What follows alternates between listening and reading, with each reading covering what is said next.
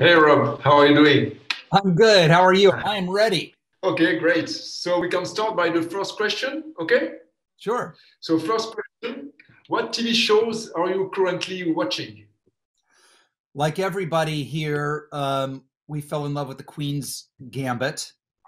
And what I Yeah. loved about it was I knew nothing about it before it started. I assumed it was about an actual queen. And then it's a story that's so original. And the performances are just spectacular. So I was addicted to that. Um, Yeah. I am I've been catching up on a show called Mindhunter, which is the David Fincher show about serial murderers. That is just an amazing show. It's not in production. I think they did 2 seasons. I've been watching a lot of that. I've been watching a lot of 30 Rock with Tina Fey and Alec Baldwin, and I'm trying to think Yes, of I another heard. like contemporary, like current thing that I've been watching. Let's see. I mean, that's really it. That those are the three that I've been checking out. So second question, your first TV series was a new kind of family, from them to West Wing, Parks and Recreation, and now 911, Lone Star. What do you find is one of the biggest changes in the industry? Do we have 5 hours Question. to answer that question? Well, first of all, um, when I did A New Kind of Family, my first show, in all of television, there were 62 shows. To put it in perspective, I think we have 500 channels now.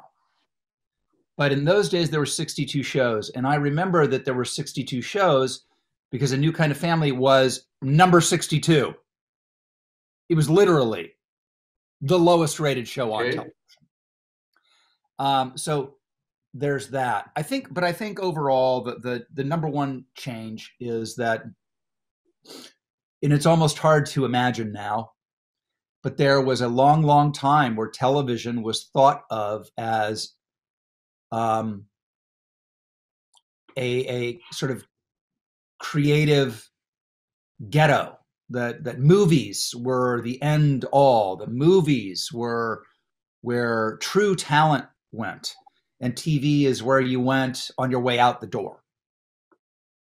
And that Mhm. changed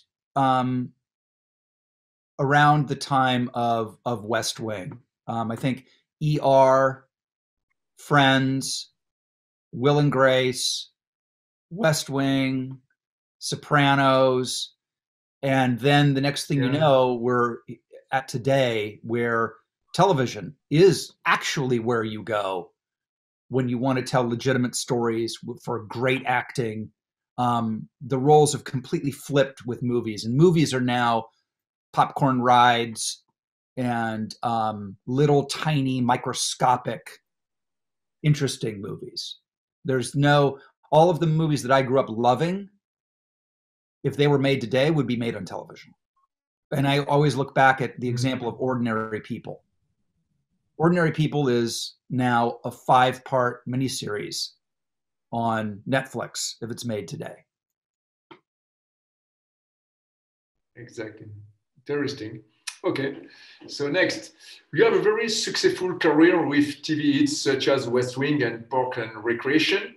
Can you talk about how you have been able to evolve as an actor and stay relevant?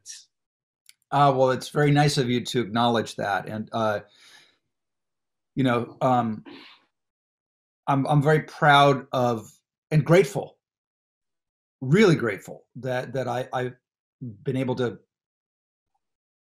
do work that people still care about and that all ages care about. It's really fun for me at 56 years old or whatever I am to have a group of 12-year-old boys get all excited when they see me because they're Parks and Rec fans. Um, or to this day, same with 12-year-old girls because they've been watching Outsiders in school. is the projects. At the end of the day, you're only as good as your projects. Parks and Rec appealed to a whole new audience. My first movie, The Outsiders, is shown in America as part of the curriculum for seventh graders. So every year there's a brand new crop of seventh grade kids who are discovering my work. And then I think a lot of it is that I'm willing to do new things and like doing new things. Whether it's, I wrote 2 memoirs. I now have a podcast, and it's new and it's fresh and it's a new way for people to be in my life and vice versa. Yeah. Outsider, yes, I remember. Yeah. Okay, so in recent years, you have expanded your role beyond being in front of the camera. Tell us what it's like to be co-executive producer and actor on your new series 911 Lone Star. Well, I love acting. I really do. I've been an actor since I was 8 years old. There's still nothing as exciting as that moment between action and cut. But I've been doing it for so long that a lot of the time it's like second nature, and I need to be challenged. So I've, doing new things, executive producing, which I've been doing. I've been executive producing now for probably 20 years, different things, not everything, but a lot. And on 911, I have great partners. I have Tim Minear, who really runs the show, and of course, Ryan Murphy.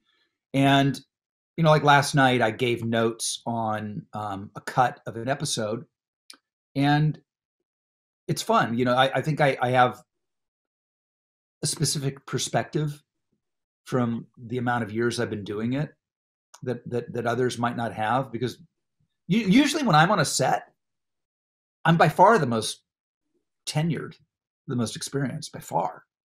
Just the math of it. I've been on television since 1979. So it's good to be able to share that knowledge. And the same with the podcast. It's a way for me to share my knowledge in a way that I wouldn't otherwise get to do.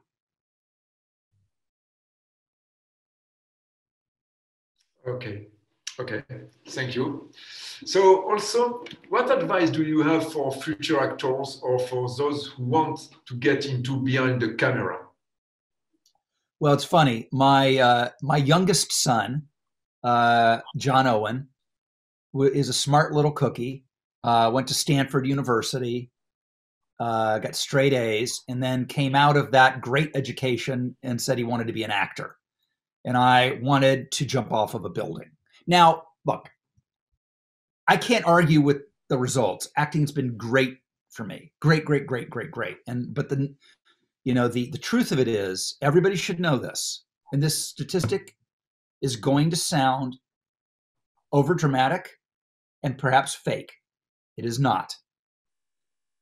The Screen Actors Guild, which is the guild you must join if you're working in the business, in the Screen Actors Guild, of its membership, 98% cannot support themselves as an actor. Those are the people that made it into the Screen Actors Guild.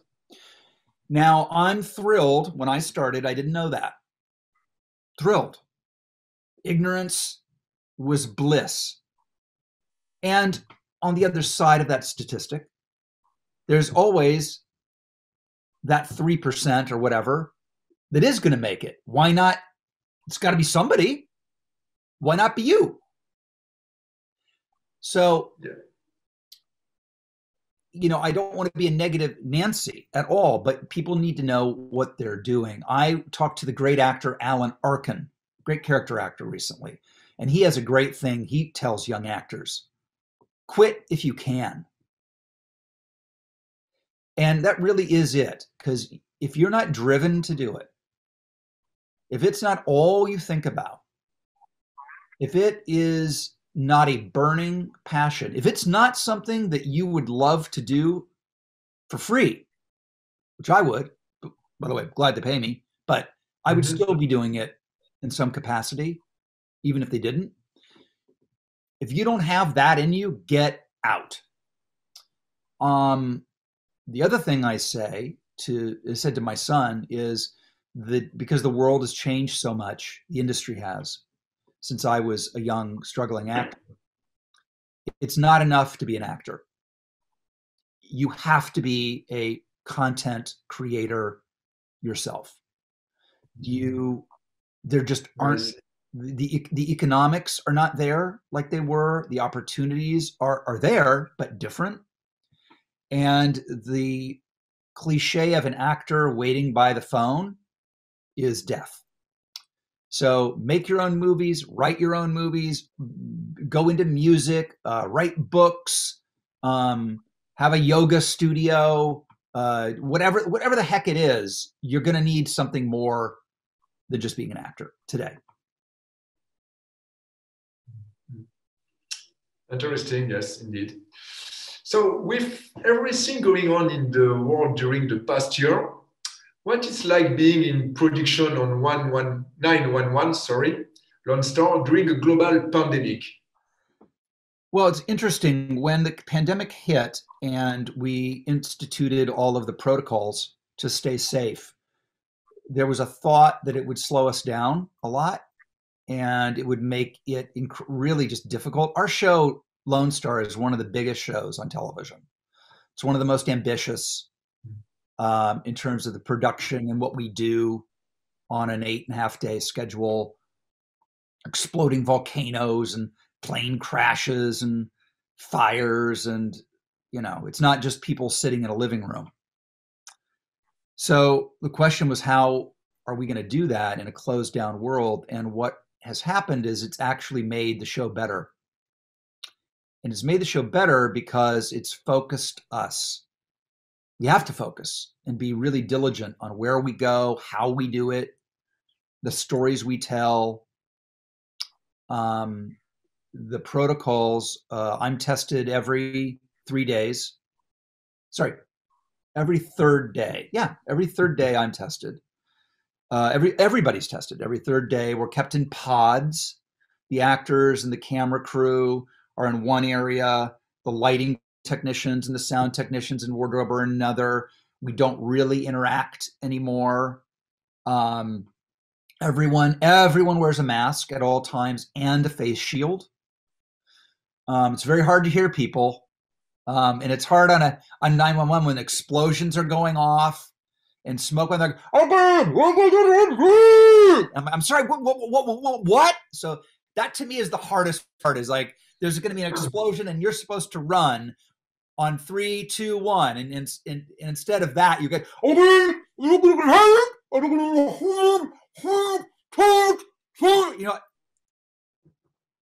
that's the worst. But so far, the show is better for it. And everybody, knock on wood, has been very healthy.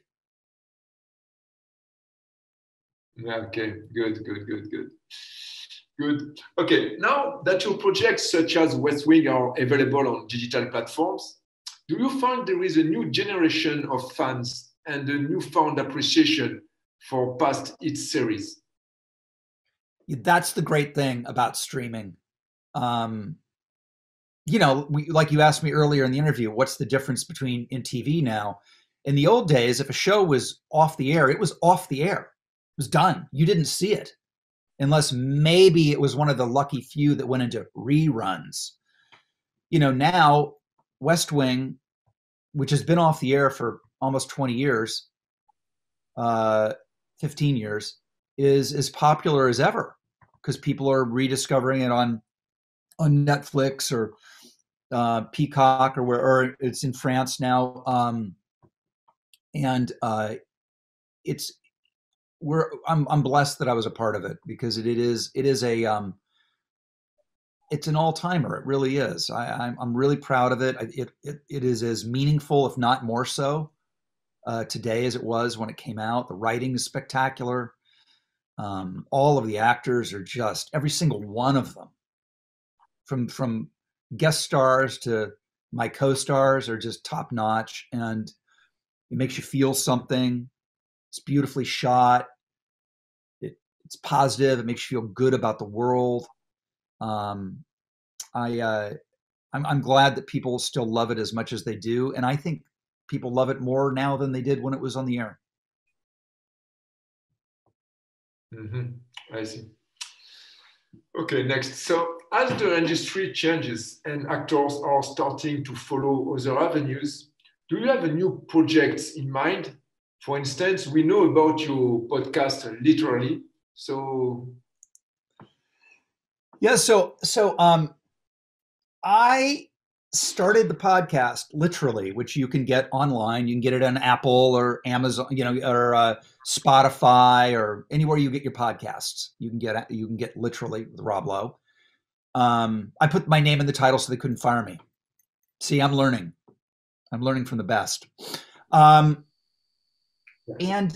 it's so fun to have people that I've grown up with and known forever, like Gwyneth Paltrow or Chris Pratt or Magic Johnson or Maria Shriver or Mike Myers or Dana Carvey, just and talk to them the way I would normally talk to them as a friend, and have people listen to that.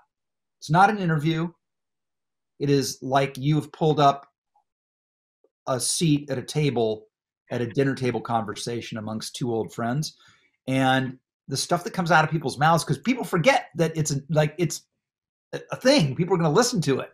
So I get really great stuff out of my guests, and I've had such a fun time doing it. People have really enjoyed it. I never thought I would like it as much as I did. I thought I'd like it, but I love it.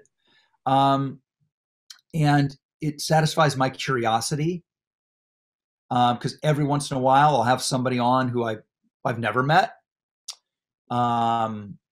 And when I have people on who are friends, it's really satisfying to be able to show the public the Gwyneth Paltrow that I know in private. Interesting. Okay, so are there any roles you have not had the opportunity to play yet that you would love to do? Wow. Well, I mean, whenever people ask me that question, I always think about the theater, because that's where the great roles are that have been around forever and ever and ever, that you want to take a crack at. You want to do your version of Death of a Salesman or whatever. So it would really be fun.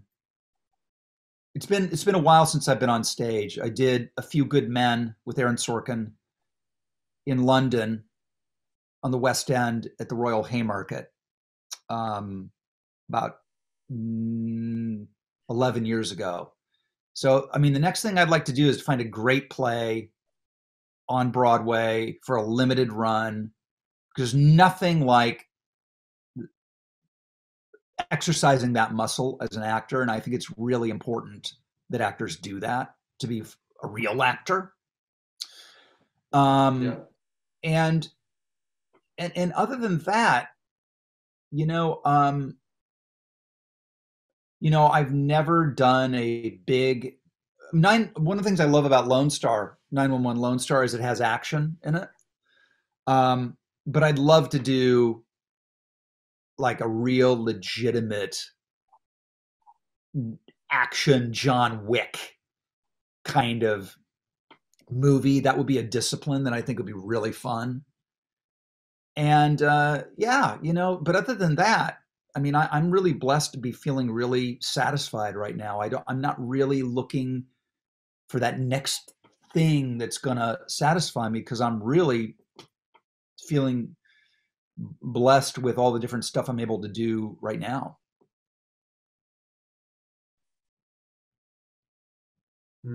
Okay, thank you. So last one. So of course we loved having you at the Monte-Carlo Television Festival. tell us one of your favorite memories of attending.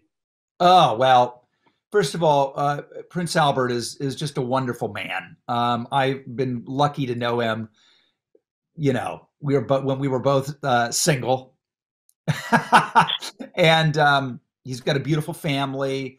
And of course, you know, I Stephanie is an old friend, so that's always great. And Monaco is you know, there's no place like Monaco. There's literally no place in the world like Absolutely. it, and it's beautiful. It's got great heritage. It's got great history. It's got great restaurants. It's got a great casino. Um, you name it. So I love whenever I get a chance to come to Monaco. Um, and the festival was really beautiful, like everything in Monaco. Monaco's beautiful. So the festival was beautiful. It was fun to talk to people sitting on the Med. And the big dinner, the gala dinner at the end is always really fun and great music. And, you know, there's a lot of festivals in the world. But, you know, Monaco does it super, super, super well. Thank you so much. Thank you so much. I appreciate it. Thank you for your time, Rob. It You was a bet. pleasure for me to discuss with you sincerely. And I hope to see you again in Monaco, in this beautiful city. Oh, I can't wait. We got to do it again, man. The next one, when everybody's there, will be bigger than ever. Absolutely. And we never know. Thank you. Be safe. Take care. All right. Bye.